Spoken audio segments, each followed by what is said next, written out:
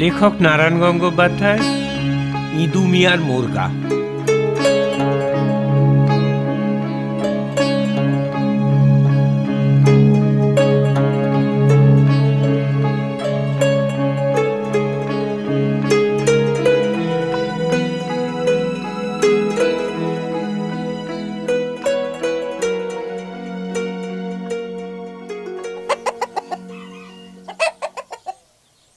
বউ জোহরা প্রায়ই ঝগড়া করে, ওটাকে এবার বিক্রি করে দাও না।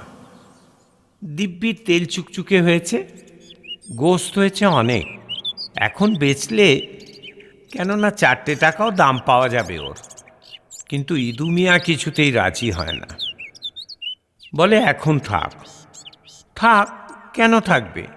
খাসি মোরগ গোস্ত খাওয়া ছাড়া আর কোনো কাজে তো লাগবে না, মিথ্যে পুষে লাভ কি? ওকে পুষতে তোমার খুব খরচ হচ্ছে। ইদু মিয়া কান থেকে একটা বিড়ি নামায়, ঘরের খুটকুড়ো আদারে পাদারে যা পায় কুড়িয়ে খেয়ে বেড়ায়। ওর জন্যে তোমার চোখ টাটায় কেন? জোহরা বলে এমনি টাটায় না, আর কদিন পরে বুড়ো হয়ে যাবে, পোকা পড়বে গায়ে, শক্ত ছিবড়ে হয়ে যাবে মাংস, 8 গন্ডা পয়সাও কেউ দেবে না তখন। দরকার নেই, ও যেমন আছে তেমনি থাক। শুনে গা জ্বালা করে জোহরার। বেশ তো, বেচো না তুমি, একদিন নিজেই আমি ওটাকে কেটে উনুনে চড়াবো।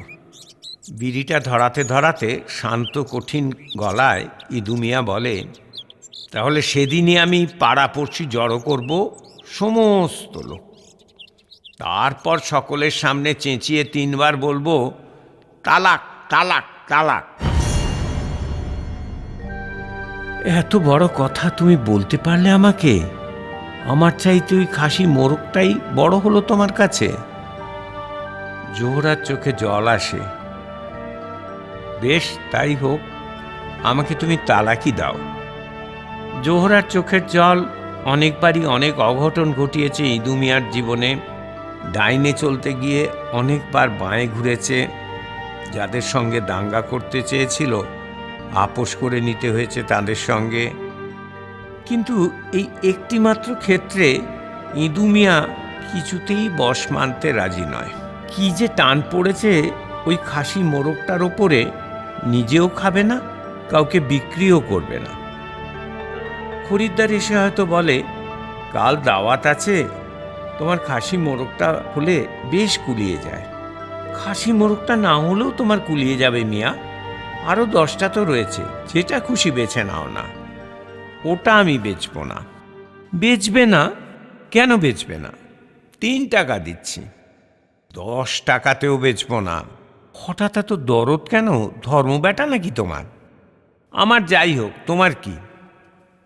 ইদু মিয়া চটে ওঠে, ওটা আমি বেচবো না, এই আমার পাকা কথা, ব্যাস। লোক জানাজানি হয়ে গেছে এখন, খাসি মোরগটা ইদু মিয়ার ধর্ম বেটা। শুধু গজগজ করে জোহরা, এত হাঁস মুরগি শেয়ালে ভামে খেয়ে যায়, ওটাকে তো ছোঁয়ও না, ওটা জমেরও অরুচি। ইদু মিয়া বিষণ্ণ হয়ে বসে থাকে। একটা কথা গলার কাছে এসে থমকে দাঁড়ায়, কিন্তু কোনো মতেই বলতে পারে না সেটা। কেমন সংকোচ আসে, কেমন মনে হয় কেউ তাকে বুঝবে না। সে নিজেই কি বোঝে কেন এমনটা হলো? জ্ঞান হওয়ার পর হাজার হাজার মুরগি জবাই দিয়েছে সে, আজও দিতে হয়। কিন্তু মাত্র 2 বছর আগে বাড়িতে কুটুম এসেছিল, মুরগি কাটতে হবে। প্রথমেই ইঁদুর নজর পড়েছিল ওটার দিকে। দিনের বেলা মুরগি ধরা সহজ নয়। 5-6 জন মিলে ওটার পেছনে ছুটোছুটি শুরু করে দিলে সারা উঠোন ময় দৌড়ঝাঁপ চলতে লাগলো। ইদু উঠোনের পেয়ারা তলায় বসে দেখছিল ব্যাপারটা। মুরগা হয়তো টের পেয়েছিল, যেমন করে সমস্ত প্রাণী টের পায়, যে কারণে কসাই এসে দড়ি ধরলে গরু কিছুতেই নড়তে চায় না, যে কারণে ছুরি আনবার আগেই পাঁঠা ব্যা ব্যা করতে থাকে। সেই কারণেই ওটা কিছুতেই ধরা দিতে চাইছিল না। তারপর যখন দেখল আর আত্মরক্ষার কোনো আশাই নেই, তখন পাগলের মতো ছুটতে ছুটতে একেবারে ইঁদু মিয়ার কোলের মধ্যে এসে পড়ল। ইঁদু তৎক্ষণাৎ ওর গলা টিপে ধরতে যাচ্ছিল, কিন্তু থমকে গেল। হঠাৎ থরথর একটা অদ্ভুত ভয়ে কাঁপছে মোরগটা। বিচিত্র কাতর প্রার্থনায় তাকাচ্ছে তার দিকে, আর ভয়ার্ত শিশুর মতো আশ্রয় খুঁজছে তার বুকের ভেতরে। একটা আশ্চর্য করুণায় ইঁদুর সমস্ত মন ভরে উঠল। মোরগটাকে বুকে জড়িয়ে ধরে সে উঠে দাঁড়ালো, বললে, এটা থাক, অন্য মুরগি জবাই হবে আজ। সেই থেকেই ওটা গোকুলে বাড়ছে। মধ্যে মধ্যে চূড়ান্ত বিরক্তিতে ইঁদুর মনে হয়, সংসারে কি একরাশ লকলকে জীব ছাড়া আর কিছুই নেই? মানুষ যা দেখে তাই কি খেতে ইচ্ছে করে তার? একটা স্নেহ নেই, একটু করুণা নেই, এক বিন্দু সহানুভূতি নেই কোথাও। বাইরে থেকে কক কক আওয়াজ উঠল একটা, তারপরে ক্যাঁ ক্যাঁ করে কয়েকটা তীব্র আর্তনাদ। সন্দেহ নেই ওই খাসি মোরগটারই গলা। ইঁদু দাঁড়িয়ে উঠল তারাক করে। একটা অঘটন ঘটেছে নিশ্চয়ই। শিয়াল এসে ধরল নাকি দিনের বেলাতেই? তারপরই মুরগির ক্যাঁ ক্যাঁ একটানা আওয়াজ ছাপিয়ে দরাজ গলায় হাঁক উঠল, ইদু শেখ আছো নাকি? ও ইদু শেখ! একটা তীব্র সন্দেহে এক লাফে ইঁদু মিয়া বেরিয়ে এলো বাইরে। অনুমান নির্ভুল। বাইরে দাঁড়িয়ে আছে দবিরউদ্দিন দফাদার, হাঁড়লের মতো প্রকাণ্ড মুখে চরিতার্থ হাসি। তার হাতের ভেতরে মোরগটা প্রাণপণে ছটফট করছে আর চিৎকার জুড়ে দিয়েছে তারস্বরে। একটা দড়ি দিয়ে শক্ত করে দবিরউদ্দিন বাঁধছে মোরগের পা দুটো। ইঁদু আর্তস্বরে বললে, ওটা ধরেছ কেন দফাদার সাহেব? ছেড়ে দাও ওকে। দৈত্যের মতো চেহারার দবিরউদ্দিন কাঠ চেরার মতো খড়খড়ে আওয়াজ করে হাসল। বড় জবরদস্ত মুরগা মিয়া, এমনটি সহজে দেখা যায় না। ধরেছি যখন আর ছাড়ছি না। কত দামে চাও বলো? খোদার কসম, আমি ওটা বেচব না। দবিরউদ্দিন কথা বাড়াবার দরকার বোধ করল না। খাকি রঙের সরকারি জামাটার পকেটে হাত দিয়ে দুটো রুপোর টাকা বার করে আনলো। তারপর ঠান ঠান করে ইঁদুর সামনে ছুঁড়ে দিয়ে বলল, 1.5 টাকার বেশি দাম হয় না, এই নাও, পুরো 2 টাকাই দিলাম। ইঁদু প্রায় হাহাকার করে উঠল। ওকে ছেড়ে দাও দফাদার সাহেব, আল্লাহর দোহাই ছেড়ে দাও ওকে। আমি কিছুতেই প্রাণে ধরে ওটাকে কাটতে দিতে পারবো না। শেষে মোরগটার উপর দরদ উতলে উঠছে নাকি? সুবহান আল্লাহ। আবার কাটছেনার মতো কর করে আওয়াজ তুলে হাসলো দফাদার। তারপর হাঁটতে শুরু করলো গজেন্দ্র গমনে। মোরগটার কাতর আর্তনাদ যেন ছুরির পোঁচের মতো ইঁদুর বুকে এসে বিঁধতে লাগলো। ইঁদু মিয়া শেষবার অসহায় গলায় ডাকল, দফাদার সাহেব। দফাদার জবাব দিল না, দরকারই বোধ করল না। কয়েক মুহূর্ত ইঁদু দাঁড়িয়ে রইল পাথর হয়ে। তারপর চুপ করে বসে পড়ল ধুলোর ওপর। চোখের জলে 2 চোখ ঝাপসা হয়ে আসছে। মোরগের কাতর মিনতি এখনো কানে ভেসে আসছে তার। ছুটে এলো জোহরা। আশ্চর্য, মুরগির ওপরের সমস্ত ক্রোধটা তখন তার দফাদারের ওপর গিয়ে পড়েছে। জোর করে কেড়ে নিয়ে গেল। এ কি জুলুমবাজি! আকাশের দিকে হাত তুলে জোহরা বলল, ওই মোরগ কখনো খেতে পারবে না। খোদা আছেন, তিনিই বিচার করবেন। গরিবের প্রার্থনা খোদা কখনো শুনতে পান না। তিনি হাইকোর্টের জজের মতো। উকিল ব্যারিস্টারকে বিস্তর টাকা খাওয়াতে পারলে, অর্থাৎ মোল্লা মৌলবীদের জুত মতো টাকা জোগাতে পারলে তবেই আর্জি পেশ করা যায় তাঁর দরবারে। সবাই কথা বলে। দবিরউদ্দিন দফাদারও জানত। কিন্তু আজ বোধহয় তিনি বোগদাদের বাদশাহ হারুন আল রশিদের মতো ছদ্মবেশে বেড়াতে বেরিয়েছিলেন। তাই জোহরার প্রার্থনা তিনি শুনতে পেলেন।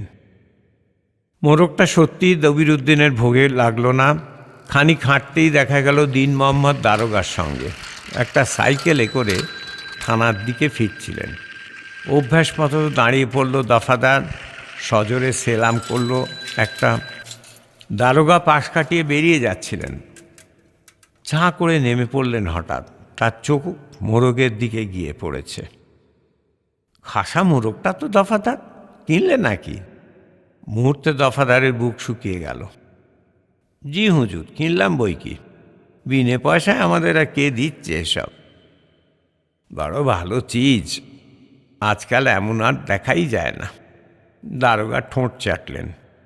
জি হ্যাঁ, সন্ত্রস্ত গলায় দফাদার জবাব দিলে। দারোগা আরেকবার মোরগটার দিকে তাকালেন।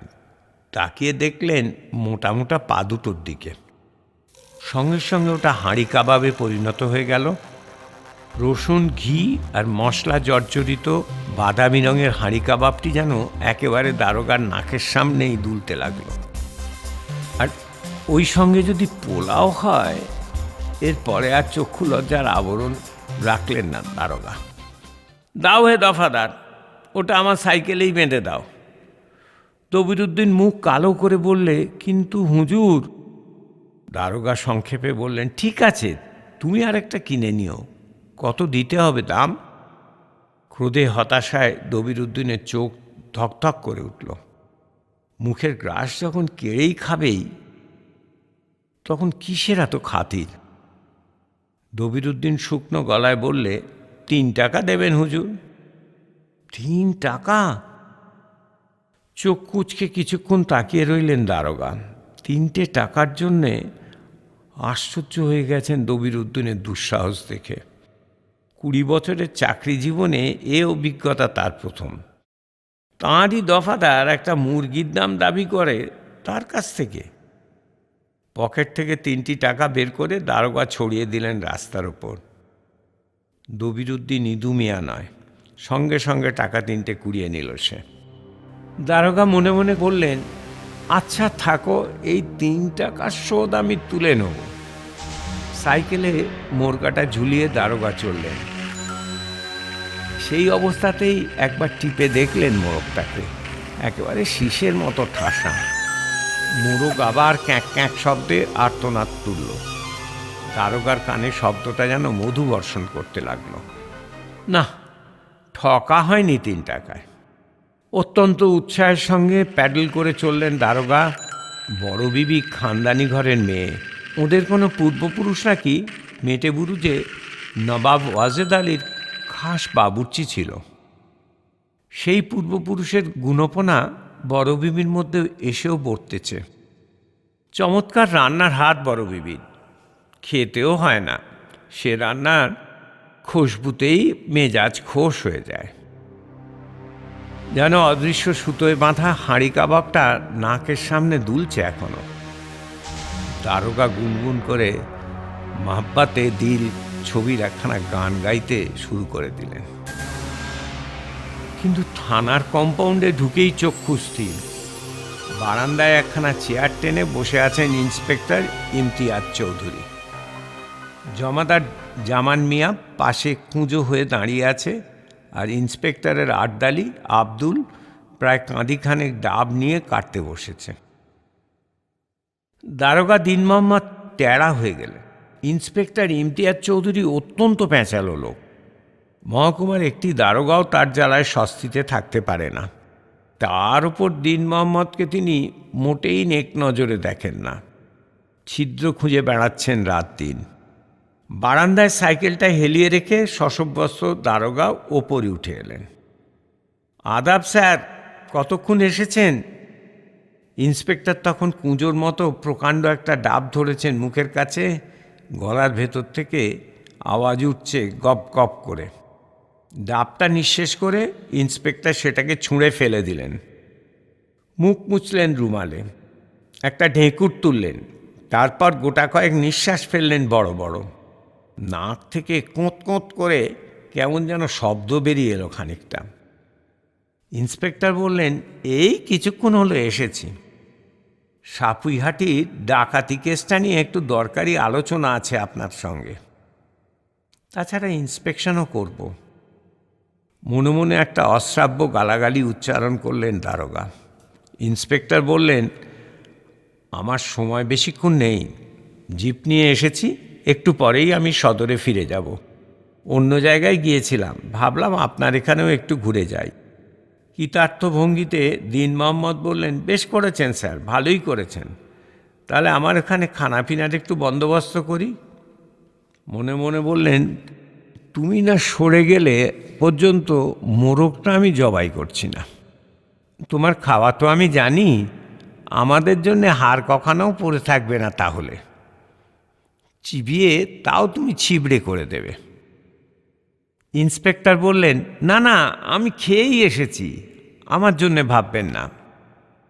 দারোগা স্বস্তির নিঃশ্বাস ফেললেন। কিন্তু যেখানে বাঘের ভয় সেইখানেই সন্ধে হয়, এ তো জানা কথা। অতএব পরক্ষণেই ইমতিয়াজ চৌধুরীর চোখ গিয়ে পড়ল সাইকেলে বাঁধা মোরগটার দিকে, আর সঙ্গে সঙ্গেই শিয়ালের চোখের মতো জলজল করে উঠল তার দৃষ্টি। বাহ বাহ, দিব্যি চিষ্টি তো, কোথায় পেলেন? দারোগার হৃৎপিণ্ড ধরাস করে লাফিয়ে উঠল।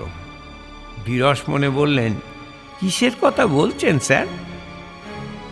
ওই মোরগটা, বহুদিন অমন জিনিস চোখেও দেখিনি। দারোগা আর্ত হয়ে উঠলেন। ও বিশেষ কিছু নয় স্যার, ওর চাইতে ঢের ভালো মুরগা শহরে পাওয়া যায়। খেপেছেন আপনি? ইন্সপেক্টর উবু হয়ে বসলেন। শহরের মুরগায় কি আর বস্তু আছে নাকি? খালি হাড় আর হাড়, মনে হয় যেন মাছের কাঁটা চিবুচ্ছি। এসব জিনিস শুধু পাড়া গাঁয়েই পাওয়া যায়। তাজা জল হাওয়ায় তেলে মাংসে জপজপে হয়ে ওঠে। ইন্সপেক্টরের জিভে শুরু করে শব্দ হলো একটা। খানিক লালা টানলেন খুব সম্ভব। দারোগা কাষ্ঠ হাসি হাসলেন। বেশ তো স্যার, পরে 2-4টে পাঠিয়ে দেবো আপনাকে। পরের কথা পরে হবে। ইন্সপেক্টর আর মুরগাটার দিক থেকে চোখ ফেরাতে পারলেন না। এটার লোভ আমি সামলাতে পারছি না। আব্দুল, যা তো মুরগাটাকে জিপে তুলে নে। চড়াত করে বুকের যেন একটা শিরা ছিঁড়ে গেল দারোগার। আমি বলছিলাম কি স্যার, আরে মিয়া সাহেব, আপনারা পাড়া গাঁয়ে থাকেন, ওরকম মুরগা বিস্তর পাবেন। আব্দুল, যা ওটাকে জিপে তুলে দে চটপট। ভালো কথা। কত দিয়ে কিনেছেন মুরগা? শেষ কথাটা বলবার জন্যেই বলেছিলেন ইন্সপেক্টর। নিতান্ত সৌজন্যের খাতিরেই বলা, নইলে একটা মুরগি দিয়ে দারোগা ইন্সপেক্টরের কাছ থেকে দাম নিতে পারে, কে কল্পনা করবে সে কথা? মনে মনে দাঁড়ি ছিটতে ইচ্ছে করছিল দারোগার, নিজের নয় ইন্সপেক্টরের। সদয় হাসিতে ইন্সপেক্টর আবার বললেন, কত দাম ওটার? এই বলে যে পকেটে তিনি হাত ঢোকালেন সেখানে টাকা ছিল না। কিন্তু বজ্রাঘাত হলো বিনা মেঘেই। নিরুপায় ক্রোধে জর্জরিত হয়ে কালো মুখের দারোগা বললেন, তাহলে 4টে টাকাই দেবেন স্যার। কিছুক্ষণ সব স্তব্ধ। জমাদার জামান খান ওড়ে উঠলেন। ডাব কাটতে গিয়েই ডাবের কোপটা আরেকটু হলে প্রায় আব্দুলের হাতে গিয়েই পড়ত। নিজের কানকে বিশ্বাস করতে পারছে না কেউ। দারোগা মরিয়া হয়ে বললেন, দাম একটু বেশি স্যার, পুরো 150 গোস্ত হয়ে 2-1 টাকা বেশি বই তো কম নয়। অদ্ভুত প্রশান্ত হাসি হাসলেন ইমতিয়াজ চৌধুরী। তা বটে, ভালো জিনিস হলে দাম একটু চড়াই হয়। এই নিন। এবার আর এ পকেট থেকে 2 টাকার নোট বের করে টেবিলে রাখলেন। এই নিন। আব্দুল, যাতে হে হুজুর। আব্দুল মোরগটাকে খুলে নিলে সাইকেল থেকে। আর একবার কক কক শব্দে ক্ষীণ প্রতিবাদ শোনা গেল একটা। দারোগা মুখ ফিরিয়ে রইলেন। ইন্সপেক্টর বললেন, তাহলে এবার আপনার ডায়েরি টাইরিগুলো নিয়ে আসুন দারোগা সাহেব। হ্যাঁ, কাজগুলো শেষ করে ফেলা যাক। ভাগতা হ্যায় হুজুর, ভাগ যাতা, আব্দুল চেঁচিয়ে উঠল।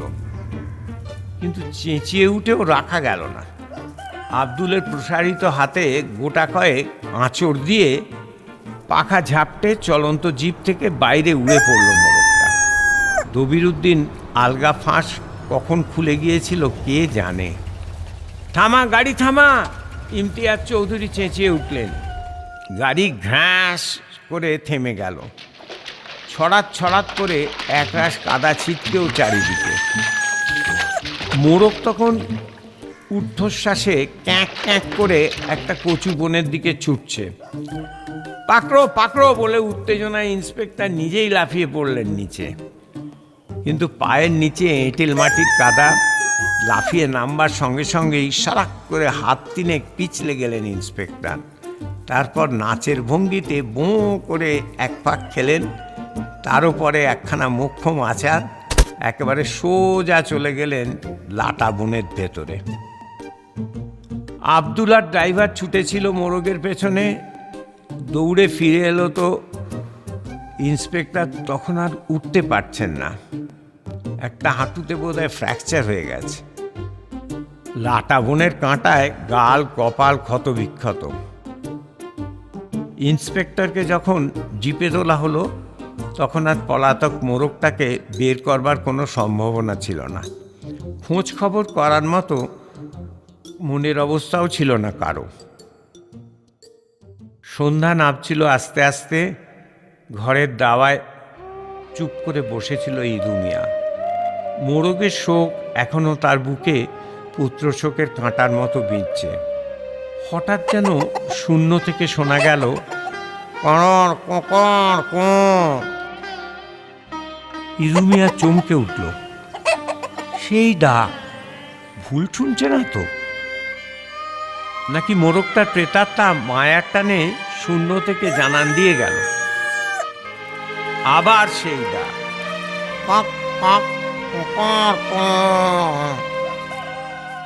উঠোন থেকে চেঁচিয়ে উঠল জোহরা। সাহেব, তোমার মোড়ক ফিরে এসেছে, বসে আছে চালের ওপর। ইঁদু লাফিয়ে নেমে পড়ল উঠোনে। সত্যিই ফিরে এসেছে। গাঁয়ের মোড়ক বহুদূর পর্যন্ত চড়ে বেড়ায়। মাইল খানেক রাস্তা চিনে আসতে খুব অসুবিধে হয়নি তার।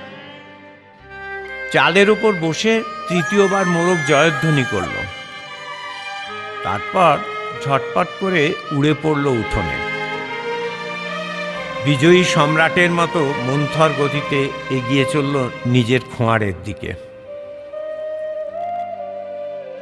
আরো তিনটে ছোট ছোট ঘটনা ঘটল তারপরে। কর্তব্যের গুরুতর অবহেলার জন্যে 1 মাস পরে দারোগার রিপোর্টে দবিরুদ্দিন দফাদারের চাকরি গেল। প্রায় 1.5 মাস পরে ভাঙা হাঁটুতে জোর লাগলো ইন্সপেক্টর ইমতিয়াজ চৌধুরী।